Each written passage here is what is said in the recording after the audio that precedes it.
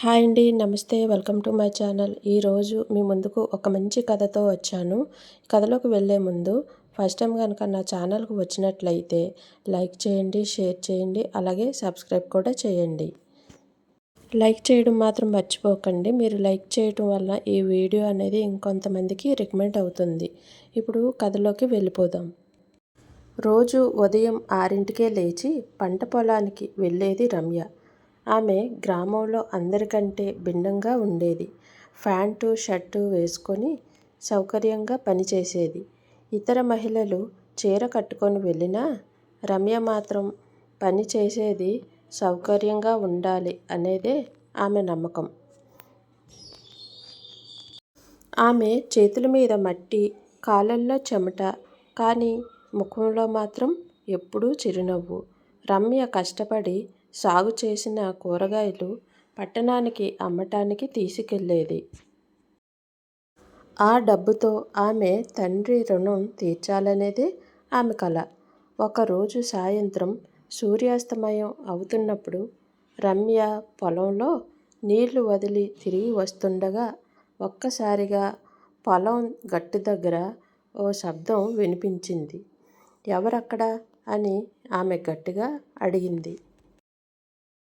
ఎటూ సమాధానం రాలేదు. కాస్త భయంగా ముందుకు వెళ్ళి చూడగా నేల మీద ఎవరో పడుకున్నారు. వెళ్ళి దగ్గరగా చూసి గమనించింది. అది గ్రామంలోని రాములు. ఎవరితో మాట్లాడని, ఎప్పుడూ ఒంటరిగానే తిరిగే వ్యక్తి ఆయన. గాయపడి బోసిపోయాడు. వెంటనే రమ్య తన దుప్పటితో ఆయన గాయం కట్టేసి సహాయం కోసం పరిగెత్తింది. ఆ తర్వాత గ్రామ పెద్దలు వచ్చి విచారించగా తెలిసింది. రాములు పొలానికి నీళ్లు వదులుతుండగా ఎలక్ట్రికల్ వైరు తెగి కింద పడటంతో కరెంటు షాకు తగిలిందట. రమ్య అప్పుడు సాహసంగా వ్యవహరించకపోతే ఆయన ప్రాణాలు పోయేవి అని మాట్లాడుకున్నారు.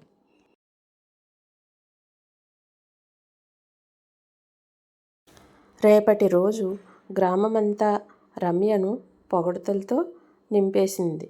ఆమె కేవలం ప్యాంటు వేసుకున్న అమ్మాయి కాదు, ధైర్యం, మంచితనం కలిగిన రైతు బిడ్డ అని అందరూ అన్నారు.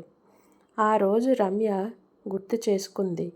పని చేసే దుస్తులు కాదు, మనసే మనిషిని గొప్పవాడిని చేస్తుంది అని మనసులో రమ్య అనుకుంది.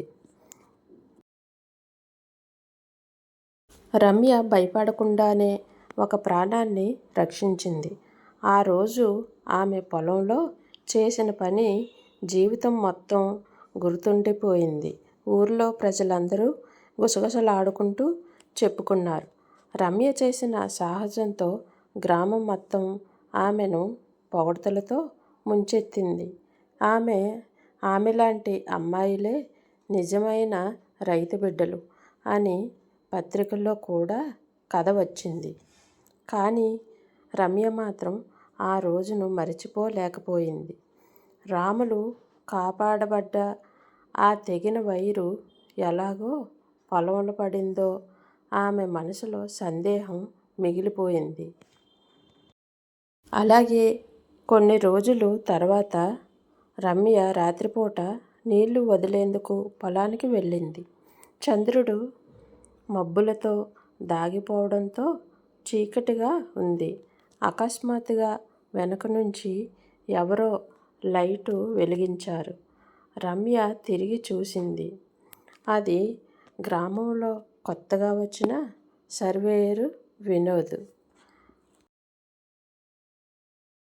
ఇంత రాత్రి మీరు ఒంటరిగా ఎందుకు వచ్చారు అని ఆయన రమ్యను అడిగాడు. రమ్య అనుమానంగా చూసింది. పని ఆగిపోతే పంట నష్టం అవుతుంది, కానీ ఆ రోజు రాములకు జరిగినది గుర్తొస్తే భయంగా ఉంది అని అంది. వినోద్ కాస్త ఆలోచించి నేను కూడా చూద్దాం ఏమైనా లోపం ఉందేమో అని పొలం చుట్టూ వెళ్ళాడు. ఇద్దరూ చూసి ఆశ్చర్యపోయారు. మళ్ళీ అదే వైరు తెగి నేలపై పడిపోయింది. కానీ ఈసారి ఇది తాజాగా కోసినట్లు ఉంది. ఎవరో కావాలనే కోశారనే అనుమానం వచ్చింది రమ్యకు. రమ్య ధైర్యం చేసి చెప్పింది, ఇది ప్రమాదం కాదు. ఎవరో మన పొలాన్ని పాడు చేయాలనుకుంటున్నారు. అందుకే ఇలా వైరును కట్ చేశారు. తర్వాత రోజు రమ్య, వినోద్ ఇద్దరూ పోలీసులకు సమాచారం ఇచ్చారు. విచారణలో తెలిసింది, రమ్య పక్క పొలం యజమాని మధు. ఆమె భూమిని తక్కువ ధరకు కొనుక్కోవాలనుకున్నాడట. ఆమె ఒప్పుకోకపోవడంతో ఆ వైరు కోసి భయం పుట్టించే ప్రయత్నం చేశాడని తెలిసింది. ఆ నిజం బయట పడగానే గ్రామమంతా రమ్య ధైర్యానికి మళ్ళీ నమస్కరించింది. ఆమె కేవలం కష్టపడే రైతు బిడ్డ కాదు, నిజం కోసం పోరాడే ధైర్యవంతురాలు అయ్యింది. ఆ రోజు నుంచి రమ్య పేరు ధైర్య రమ్యగా గ్రామం చరిత్రలో నిలిచిపోయింది. రమ్య ఇప్పుడు గ్రామంలో పేరు తెచ్చుకుంది. ధైర్యం, నిజాయితీ, కష్టపడి పనిచేసే రైతు బిడ్డ అని అందరూ గౌరవిస్తున్నారు. కానీ రమ్య మనసులో మాత్రం ఒక ప్రశ్న ఇంకా తీరలేదు. ఆ ప్రశ్న మనసులో తిరుగుతూనే ఉంది. ఆ వైరు ఎవరు కోసారో మధు ఒక్కడేనా, లేక ఇంకెవరైనా ఉన్నారా అనే అనుమానం రమ్యకు మొదలైంది. ఒకరోజు గ్రామ సమావేశంలో రమ్య తన అనుభవం చెప్పింది. అందరూ చప్పట్లు కొడుతుండగా మూలలో కూర్చున్న ఓ వ్యక్తి ఆమె వైపు చల్లగా చూశాడు. అదే మధు తమ్ముడు రవి. అతను మౌనంగా ఉన్నా అతని కళ్ళల్లో ఏదో దాచని భావం కనిపించింది. అది రమ్య గమనించి ఇలా అంది. రాత్రికి రమ్య పొలానికి వెళ్ళి నీళ్లు వదిలేస్తూ ఉండగా వెనుక ఓ కదలిక వినిపించింది. ఎవరు అని అంది. కానీ ఎవరూ కనిపించలేదు.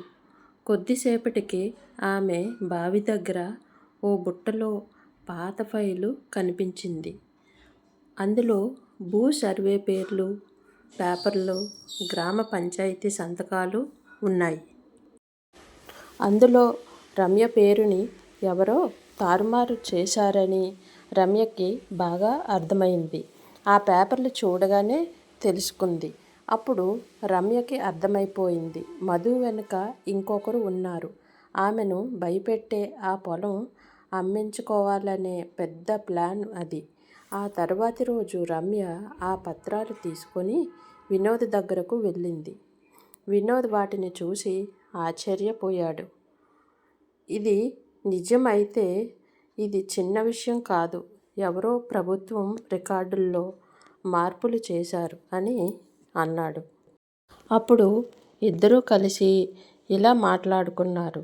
దీన్ని ఇంతటితో వదిలేస్తే లాభం లేదు. ఇద్దరూ కలిసి ఆ విషయం పంచాయతీకి చెప్పాలని నిర్ణయించారు. కానీ వారు బయలుదేరే సమయానికి ఎవరో రమ్య ఫోన్లో బెదిరింపు మెసేజ్ పంపించారు.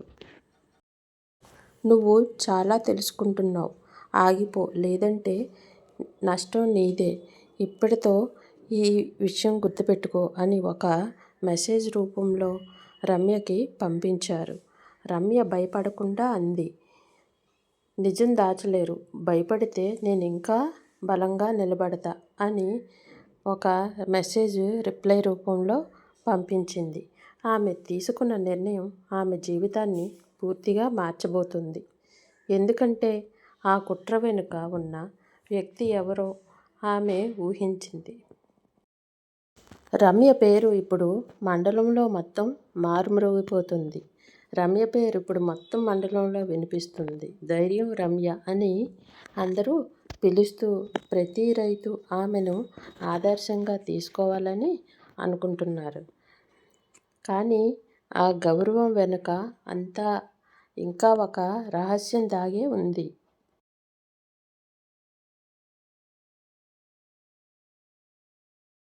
ఒకరోజు రమ్యకు పోస్టులో ఒక లేఖ వచ్చింది. అందులో ఇలా రాసి ఉంది. అది ఏమిటంటే, నువ్వు మధుని నిజం బయట పెట్టకుండా, కానీ అది ఎంతయే కాదు, అసలు కుట్ర అనేది గ్రామానికి బయట నుంచి మొదలైంది. ఆ లేఖను చూడగానే రమ్య కంగారు పడింది. వెంటనే వినోద్కి చూపించింది. ఇద్దరు కలిసి ఆ లేఖ వచ్చిన చిరునామాను వెతకాలని నిర్ణయించుకున్నారు. అది పట్టణం అంచున ఉన్న పాత గోదాం. ఆ గోదాం అక్కడికి వెళ్ళగానే తలుపు తాళం వేసి ఉంది. కానీ లోపల కొంచెం కదలిక మాత్రం వినిపిస్తుంది. అది వినిపించిన తరువాత లోపలికి వెళ్ళడానికి రమ్య నిశ్శబ్దంగా వెనక వైపు వెళ్ళి చిన్న కిటికీ ద్వారా చూసింది. లోపల ముగ్గురు వ్యక్తులు ఏదో పత్రాలు, మ్యాప్స్ చూస్తున్నారు. వాటిలో ఒకటి ఆమె పొలానికి సంబంధించిన భూ సర్వే మ్యాప్.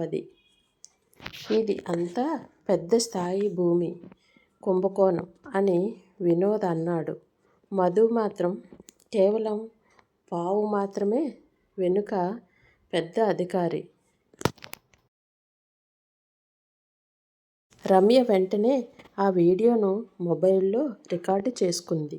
కానీ అప్పటికే లోపల ఉన్నవారిలో ఒకరు కిటికీ పక్కన కదలిక గమనించాడు. రమ్య, వినోద్ పరిగెత్తి పొలాల వైపు పారిపోయారు.